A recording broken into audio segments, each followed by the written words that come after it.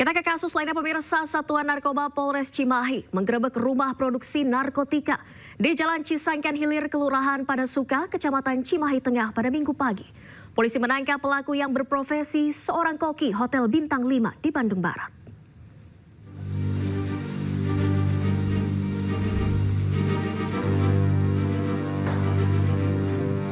Inilah detik-detik penangkapan terhadap seorang pelaku pengedar dan produksi tembakau sintetis di salah satu rumah di Jalan Cisangkan Hilir, Kelurahan Padasuka, Kecamatan Cimahi Tengah.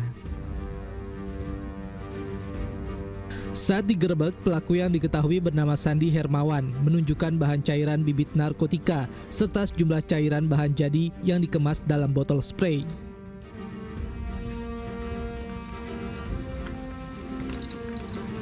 Sandi bersama dua orang pelaku lainnya yaitu Dimas Arya Pratama dan Muhammad Rafli ikut diciduk dan berhasil dikembangkan oleh polisi. Kedua pelaku mengaku berprofesi sebagai juru masak di Hotel Bintang 5 di Bandung Barat.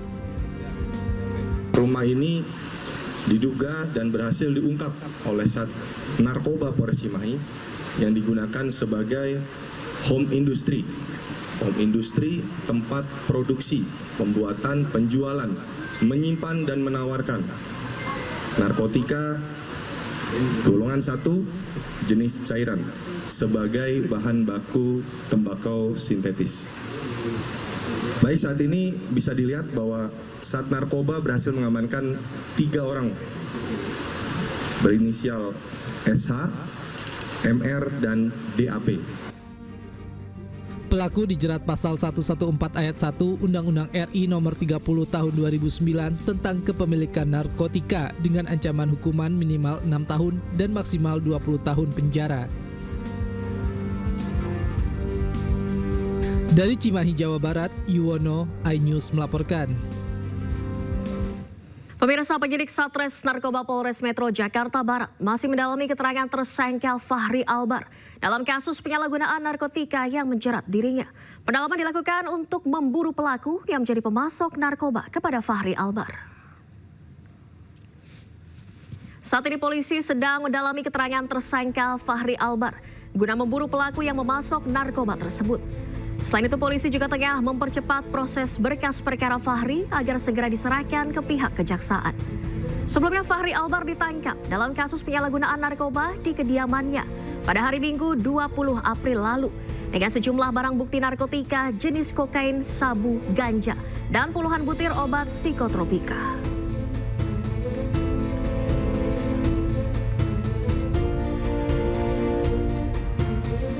Saat ini penyidik dari Sat Narkoba Polres Jakarta Barat sedang melengkapi berkas dan nanti akan dilimpahkan ke kejaksaan. Berarti berkas terus dikebut tuh? Ya, penyidik Narkoba Polres Metro Jakarta Barat saat ini masih melakukan pemeriksaan terhadap saudara FA terkait barang bukti tersebut. Nanti kalau memang sudah ada titik terang dari keterangan tersebut, kami akan buru pemasok dari barang tersebut. Sebelumnya pemirsa, polisi resmi menetapkan aktor Fahri Albar sebagai tersangka penyalahgunaan narkotika. Fahri mengaku mengkonsumsi narkoba karena tekanan beban pekerjaan.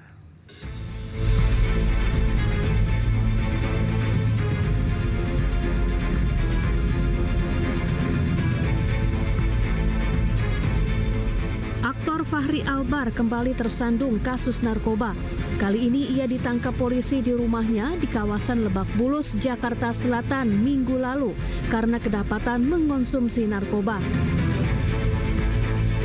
Saat menggeledah rumah Fahri, petugas menemukan barang bukti beberapa jenis narkoba, yakni sabu, ganja, kokain, dan pil aprazolam. Polisi kemudian menetapkan Fahri sebagai tersangka. Ini merupakan penangkapan Fahri yang ketiga kalinya. Fahri mengaku mengonsumsi narkoba karena tekanan beban pekerjaan. Kemudian juga terhadap saudara FA sudah dilakukan tes urin untuk metamfetamin positif, amfetamin positif, benzodiazepin positif.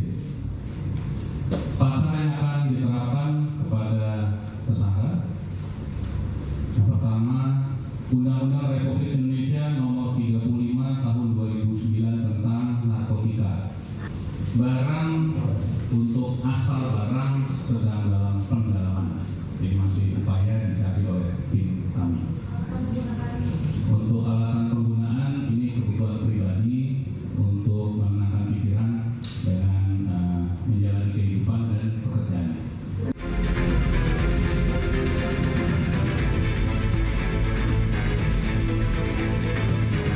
Polisi juga terus mendalami kasus penyalahgunaan narkoba Fahri Albar dengan menyelidiki asal-usul narkoba yang didapat Fahri.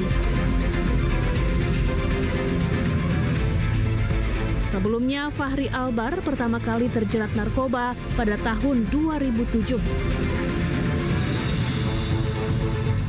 Saat itu, Fahri diburu polisi hingga masuk ke dalam daftar pencarian orang karena terlibat kasus narkoba ayahnya, Ahmad Albar. 11 tahun berselang, Fahri kembali berurusan dengan polisi lantaran kedapatan memiliki dan mengonsumsi narkoba di rumahnya. Fahri kemudian menjalani rehabilitasi. Tim Liputan iNews melaporkan. Pemirsa, anggota Komisi C DPRD DKI Jakarta Brando Susanto meninggal dunia dan langsung dievakuasi dari panggung saat acara Halal Bihalal DPD PDIP Jakarta di Jakarta International Velodrome Rawamangun, Jakarta Timur, Minggu siang tadi.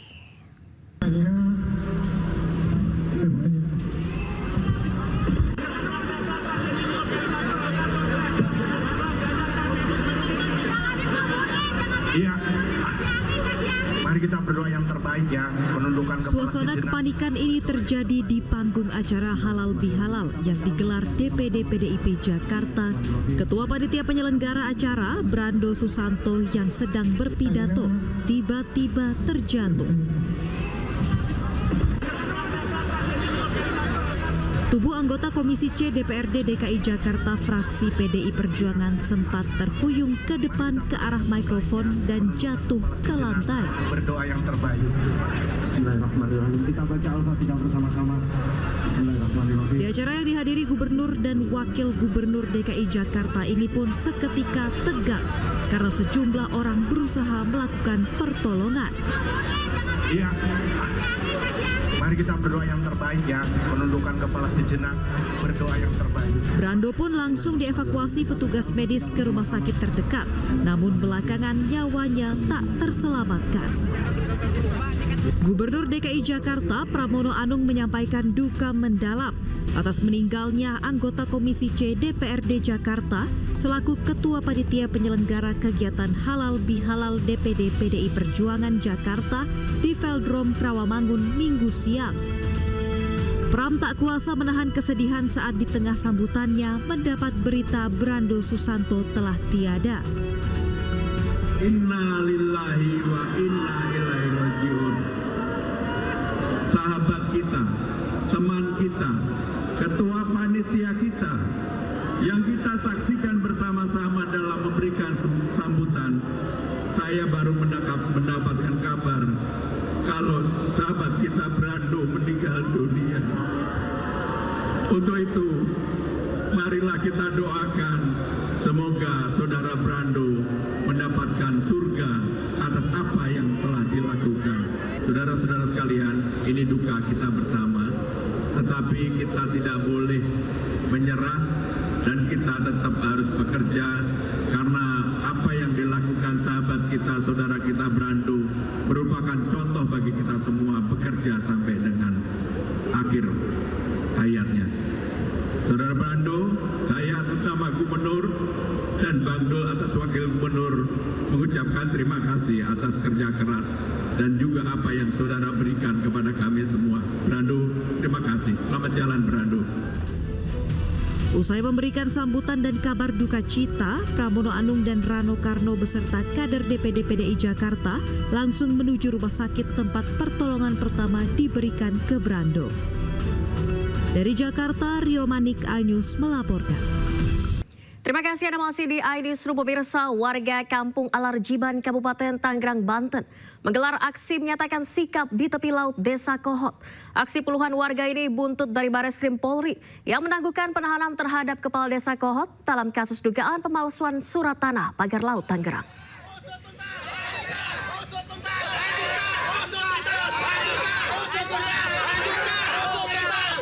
Sambil meneriakan yel-yel usut tuntas dan lanjutkan, puluhan warga di Kabupaten Tangerang, Banten menggelar aksi di tepi laut.